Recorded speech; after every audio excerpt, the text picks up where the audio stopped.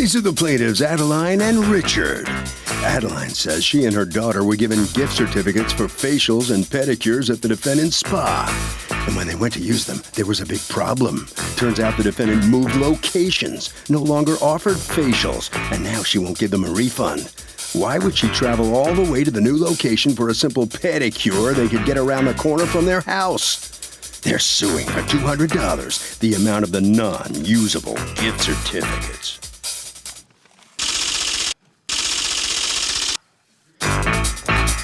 This is the defendant, Anne-Marie Englert. She says the plaintiff, Richard, purchased 2 non-specific service gift certificates to her spa. She told him they were moving locations, weren't going to have the space to do massages or facials anymore, and he was okay with it. When the plaintiff arrived, she told her she was sorry, but she didn't have room for facials and offered to send the estheticians to her house to perform the services. She's tried everything to placate these people, will honor the certificates for any of the other many services she offers, but will not refund their money. She's accused of causing a lot of stress.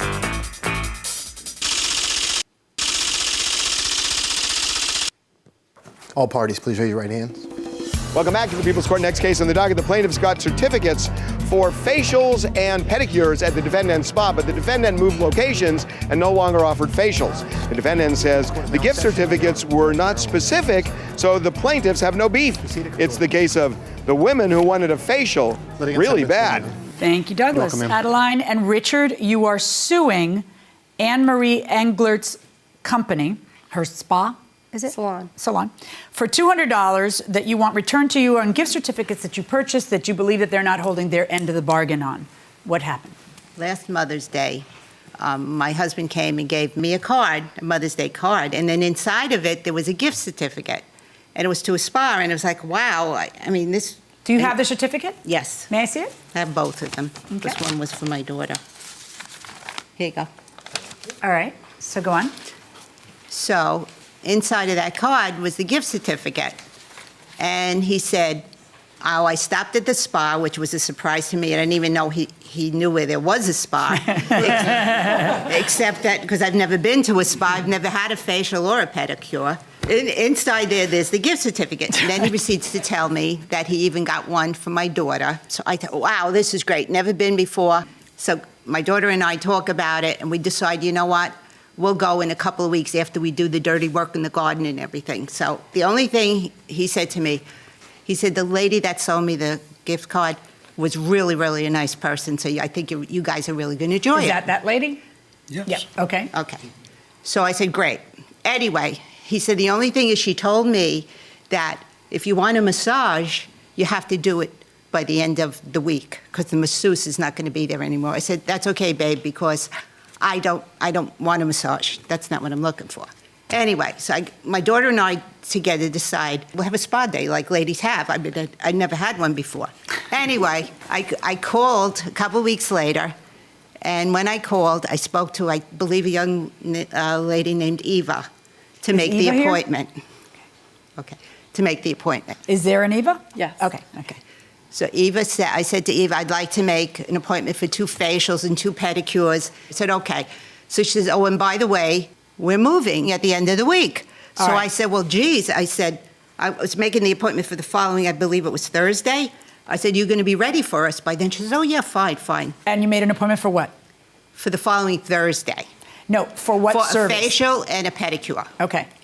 So come Wednesday, about 4:30 in the afternoon, I get a call from another young lady named Annie. She explained to me that I'm sorry, we're in our new location, and we don't have the facility to give facials anymore. So she said, the only thing I could offer you is we could do something with your hair, or we could give you pedicures. I said, unfortunately for you, my daughter's a hairdresser, so that one's out. Right. And I don't want to use up my $100 on pedicures, and if so, I would go right to my corner and get a pedicure. The idea was spa. Anyway, so when I said, I'm sure my husband's not going to want that. So when he got it, husband's not going to wait. He doesn't care what happens. He just wants you happy. Yeah. Right. So he's a keeper. How long have you had him? 47 years. Oh, God bless you, too. Yeah. So anyway, I explained what just happened. He said, well, I'm going to take a ride down there because I want the money back. This way you girls can go somewhere else. All right. Now, you don't feel that the money should be returned. because you are offering other services. Tell me your side of this. Tell me your defense. Okay, so the plaintiffs were promised facials and pedicures, but they stopped giving facials. Should the plaintiff get the money back? What do you think? Definitely, because they're probably unaware that they weren't going to get the facials. Well, they were expecting it, but they're still offering pedicures. Is that enough that the spa doesn't have to give the money back? No, they've got to give the money back. They broke the contract. But they still offer part of it, right? Part of it, yeah, but that's sort of false advertising. Get your money back? Yes. Okay, going inside the courtroom. I was out of maternity, so I was not there. Okay. I received the phone call from the gentleman. He was very upset.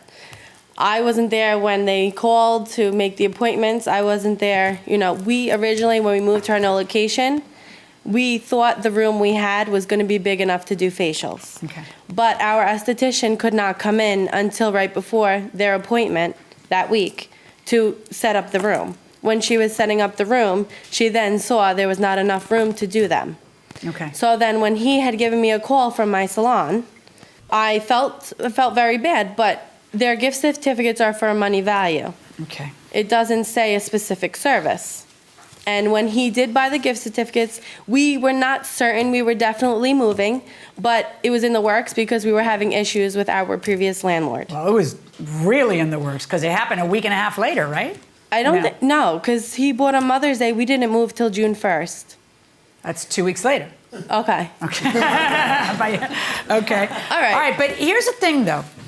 Let me hear from you one moment. Did you is that a pamphlet that they gave you? Does he have a tongue? Stop talking for him. I know it's before his time. I want to hear from you. Yes. When you bought it, what discussion did she have with you about what limitations there could be based on a move or massages or anything else?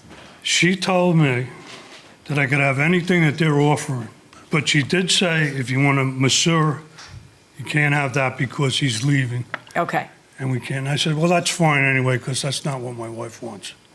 Okay. So if, I know that it's for a money amount, but if when they buy it, you're providing 20 services, and then when they use it, you are not providing anything on page 3 or anything on page 2, right? Yeah, we didn't expect that, though. I know you didn't expect that. But isn't that a change of circumstances for them when they paid $200 to you to be able to do everything but massage? He admits that you told him about massage. Absolutely. But I did say, when I spoke to him on the phone, I'm not going to refund you for the pedicures if they can still get the pedicures. Yeah, but they don't want that. Because when you buy into this, you buy into the experience. That's how you sell this. That's how you package this to people. Mm-hmm. What she wanted was a bonding day with lunch and then facials and then pedicures, and then they had a nice day together, and then that's all of a sudden gone. Now it's just slam bam, thank you ma'am, give me the pedicure, which she can do in her own town, which is kind of unglamorous. It's not the same thing. The gift certificate was for all of these services, and if all of a sudden, because you moved, you're only providing a third of them, then no, then you've breached the contract. So you're gonna need to return the money. Verdicts for the plaintiff, $200. That's my judgment. Thank you, Judge. This boils down to a basic contracts case. You entered into a contract with them for one thing, and then you didn't provide the services that you contracted them for. Well, when he bought the thing, we told him, the gift certificate, he was told we were moving. And unfortunately, with events that happen, you can't help it. So, I mean, it's one of those things, but you understand the verdict, right? I offered many options. Nobody wanted to hear me. If I can't even accommodate or try to do something to make the situation better. They wanted what they bought. Well, that was it. It's being stubborn. You can't, All right. you know. All right, head around the corner this way. And all right, come on in here. And how do you feel? You get your money back now? Very And good. step on up a little bit It was more here. the principle even than the money. All right, tell me what you mean. What I mean is my husband was nice enough to get this for us. She didn't tell the truth when she didn't tell me right away that we couldn't have our facials. I'm not a spoiled person, by the way. Well, you've never. What's the matter? What kind of guy did you marry? I didn't need never it. gotten No, you I a facial? I have an absolutely wonderful husband, and we struggled together, and I did my own nails. Oh, really? For Really? 47 years, yes. Wow. Get her a facial, will you? And get a pedicure. I'm going to We try. tried. I'm We going to tried. try. Okay. All right, Harvey.